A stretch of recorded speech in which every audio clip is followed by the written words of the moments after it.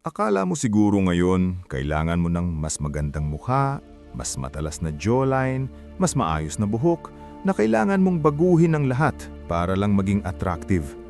Kung tumitingin ka sa salamin at iniisip mong, hindi pa ito sapat, niloloko ka ng utak mo. Dahil ito ang nakakatawang katotohanan. Ang mukha mo ay 50% lang ng iyong attractiveness. Ang natitirang 50%?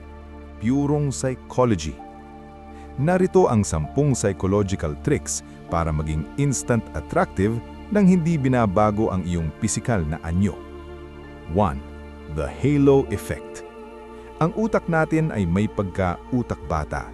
Kapag nakakita ito ng isang positibong katangian, inaakala nito na positibo na ang lahat sa iyo.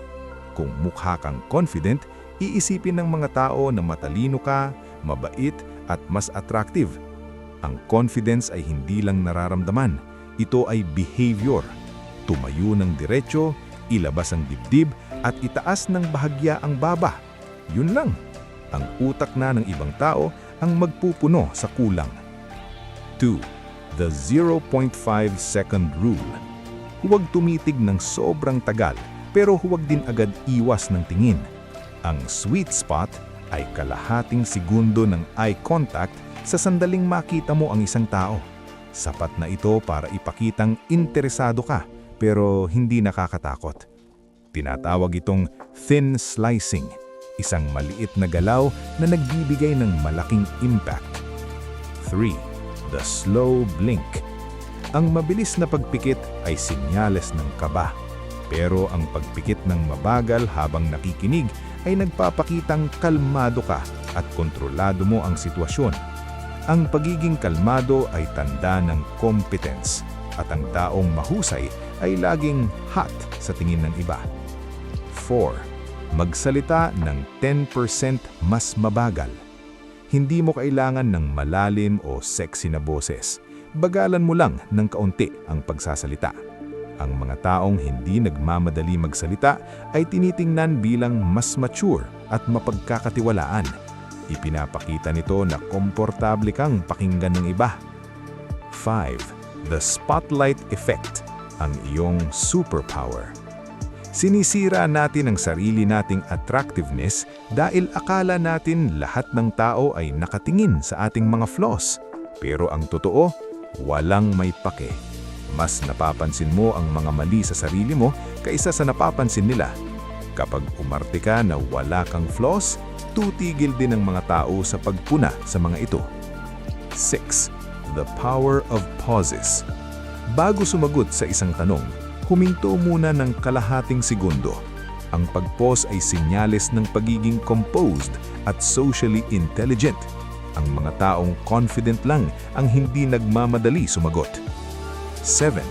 The open triangle. Kapag may kausap, panatilihing nakatutok ang iyong dibdib at mga paa sa kanila, pero huwag masyadong diretso, medyo tagilid lang. Ipinapakita nito na ikaw ay approachable pero hindi desperate. Ang open body language ay natural na nakaka-attract ng tao. 8. The emotional mirror. Gusto ng tao ang mga taong katulad nila. Kung masaya ang kausap mo, pasiglahin din ang energy mo. Kung seryoso ang usapan, bagalan mo rin. Hindi mo sila kinokopya, nakikipag-sync ka lang sa emotion nila. Kapag naramdaman nila na komportable sila sa iyo, iisipin nilang attractive ka. 9. Quiet confidence effect. Hindi mo kailangang magsalita ng marami. Magsalita lang kapag may mahalaga kang sasabihin.